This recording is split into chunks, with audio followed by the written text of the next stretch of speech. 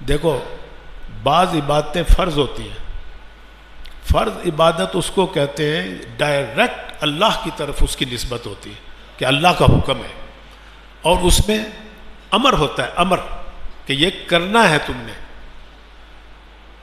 جیسے یہ نماز فرض ہے، 5 نمازیں فرض ہے، رمضان کے روزے فرض ہے، صاحب نصاب ہو، سال گزر جائے زکوٰۃ اس پہ فرض ہے، صاحب استطاعت ہو، صحت مند ہو، آنے جانے کے راستے ٹھیک ہوں، حج اس پہ فرض ہے. یہ فرض عبادت ہے. عشر فرض ہے. اب فرض عبادت کے حصول کے لیے ہمیں پہلے اپنے آپ کو تیار کرنا پڑتا ہے کہ توجہ اللہ ہو. ہم اللہ کے گھر جا رہے ہیں فرض ادا کرنے، اللہ کا حکم پر عمل کرنے کے لیے، تو دل ہمارا اس طرف متوجہ ہو جائے. اس دل کو متوجہ کرنے کے لیے فرض عبادت سے پہلے کچھ سنتیں ملیں گی آپ کو. دو کتنی اہم بات اللہ والوں نے کی ہے. اور بعض اوقات فرض عبادت کے بعد آپ کو سنتیں ملیں گی، اور بعض اوقات پہلے بھی سنتیں ملیں گی، بعد میں بھی سنتیں ملیں گی، درمیان میں فرض ہوگا. مثال کے طور پہ یہی جو اب 2 فرض ہیں، جمعے کے ہمارے اوپر 2 فرض ہیں، 4 سنت اس سے پہلے اللہ کے نبی نے رکھی ہیں، اور 4 بعد میں بھی رکھی ہیں، 2 بھی رکھی ہیں بعد میں. اب کبھی آپ نے غور کیا کہ یہ کیوں پڑھتے ہیں ہم سنتیں؟ کس لیے اللہ کے نبی نے رکھی؟ ہم کیوں غور کریں؟ ہم تو ہمارے ہاں اہمیت ہی نہیں ہے سنت کی. ہم نے جلدی سے آئیں گے، جمعے میں شامل ہو جائیں گے. 2 فرض جو ہمارے اوپر بڑا بوجھ ہے، کہتے ہیں جی قرض ہے، یہ بڑا بوجھ ہے، بس وہ ادا ہو جائے ہمارے سے. آپ اندازہ لگائیے، خود جائزہ لیجئے کہ ایک آدمی یہاں پہلے سے بیٹھا ہوا ہے، 4 سنتیں بھی ادا کر لی اس نے. اب وہ جب فرضوں میں شامل ہوگا نا، اس کی جو کیفیت ہوگی، اسے جو لطف اور مزہ آئے گا اس 2 فرضوں کے ادا کرنے میں، اس شخص کے ساتھ موازنہ کرو اس کا جو عین فرض جب کھڑے ہوتے ہیں، تکبیر تحریمہ اور سورہ فاتحہ پڑھی قرات ہو رہی ہوتی ہے، اور وہ کوئی آ کے شامل ہو جائے. کوئی اگر تمہارے پاس آلہ ہے تو لگا کے دیکھو کہ اس کا خشوع توجہ اللہ کتنا ہے اور اس کا کتنا ہے. تو اس لیے بعض اوقات صرف فرض عبادت کی اللہ کی طرف توجہ کرنے کے لیے، تاکہ جو فرض عبادت آپ کریں وہ مکمل ادا ہو، آپ کی اس میں کوئی خامی اور کمی نہ رہ جائے، پہلے سے ہی تیار رہو، الرٹ رہو کہ اللہ کے دربار میں حاضر ہو کے 2 فرض ادا کرنے. جب آپ 2 سنتیں 4 سنتیں پڑھ لو گے، پھر فرضوں میں شامل ہوں گے. خواہ وہ ظہر کی نماز ہو، خواہ وہ عصر کے پہلے اللہ نے رکھے ہوئے ہیں 4 سنتیں، ظہر سے پہلے بھی رکھی ہیں، بعد میں بھی رکھی ہیں، عشاء سے پہلے بھی ہیں، بعد میں بھی ہیں، فجر سے پہلے رکھ دی اللہ تعالیٰ نے. یہ اللہ کے نبی نے اللہ کے حکم سے رکھی ہے.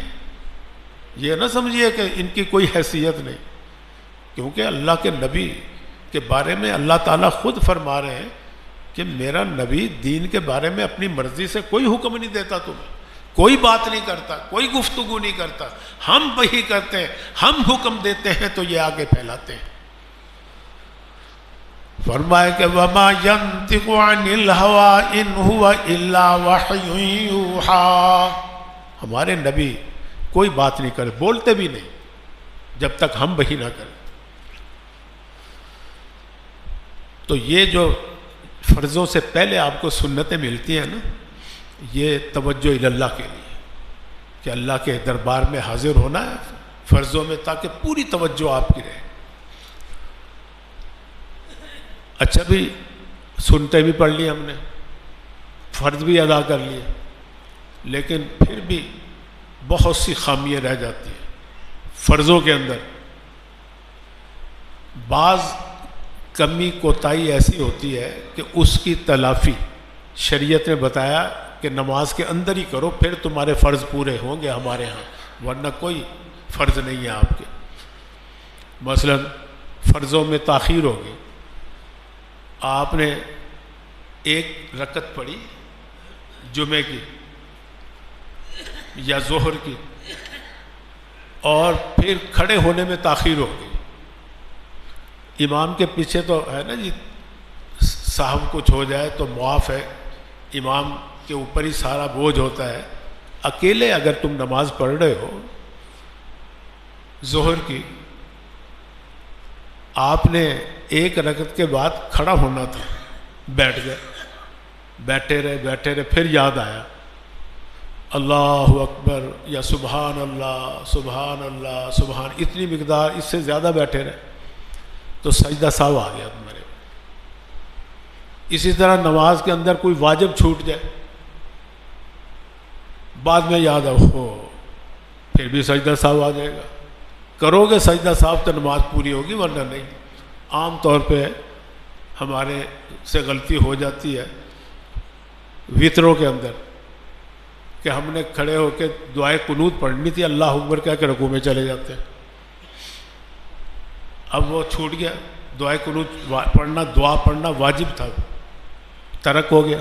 اب بعض لوگ کھڑے ہو جاتے ہیں، حالانکہ نہیں کھڑا ہونا چاہیے، مسئلہ یہ ہے کہ رکوع میں ہی نہ ہو، وہ چھوٹ گیا تو چھوٹ گیا، واجب تھا، سیدھا صاحب کر لو، وطر ہو جائیں گے آپ کے۔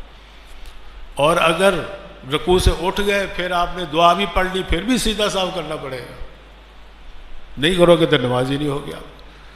تو نماز کے اندر بعض کمی کوتاہی ایسی ہوتی ہے کہ شریعت نے اس کی تلافی کا طریقہ بتلایا ہے کہ سجدہ سہو کر لو، ادا ہو جائے گی، لیکن یہ بعض کوتاہی ایسی بھی ہے جو سیدھے صاحب سے بھی نہیں پوری ہوتی، وہ پوری ہوگی بعد والی سنت ادا کرو گے تب تمہاری تکمیل سمجھی جائے گی، فرض اب مکمل ہوئے۔ دیکھو نا، نماز میں ہم کھڑے ہوتے ہیں تو وسوسے آنے شروع ہو جاتے ہیں، خیالات آنے شروع ہو جاتے ہیں۔ ہم دکان پہ بیٹھے ہیں جی، جیسے ہی اللہ اکبر کہتے ہیں گھر چلے جاتے ہیں، دکان پہ، آفس میں، یہ ہو رہا ہے وہ ہو رہا ہے، یہ کرنا جا کے میں نے، وہ کام کرنا ہے، جو بھولے ہوئے ہوتے ہیں سارے نماز کے اندر یاد آ جاتے ہیں۔ اب یہ فرض تو نہ ہوئے، لیکن یہ سیدھا صاحب سے بھی نہیں پورے ہوتے، یہ کمی پوری ہوگی جب بعد والی سنتیں ادا کریں۔ فرضوں کی تکمیل تب ہوگی، یہ جو وسوسے خیالات آتے ہیں جب بعد کی جو سنتیں ادا کرو گے۔ اب دیکھو، ہے تو ایک واقعہ لطیفے کی بات ہے، لیکن ہے حقیقت۔ ایک شخص تھے، عشاء کی نماز میں نا اپنی چار دکانیں تھیں اس کی، چاروں کے ہر رکعت کے اندر وہ حساب کرتا تھا۔ امام صاحب بھول گئے اتفاق سے، تیسری رکعت کے بعد بیٹھ کے انہوں نے اتحیات پڑھ کے سلام پھیر دیا، کسی نے ان کو لقمہ بھی نہیں دیا، سارے تھکے ہوئے ہوتے ہیں عشاء کے وقت۔ کسی مقتدی نے بھی امام کے پیچھے اللہ اکبر کہتے ہوئے 3 رکعتوں کے بعد سلام پھیر دیا، امام نے پھیرا۔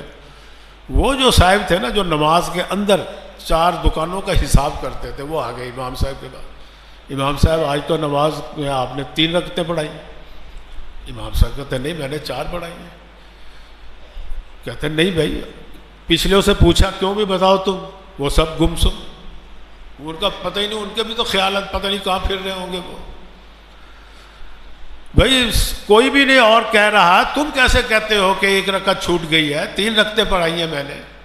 کہنے لگے امام صاحب میری 4 دکانیں ہیں، 4، اور میں عشاء کی نماز میں آ کے ہر رکعت کے اندر 1 دکان کا حساب کرتا ہوں، آج 3 دکانوں کا حساب ہوا، چوتھی کا رہ گیا میرا۔ تو ہماری نمازوں کا تو یہ حال ہے، ان ایسے وسوسوں، ایسے خیالات کا۔ لیکن یاد رکھیے،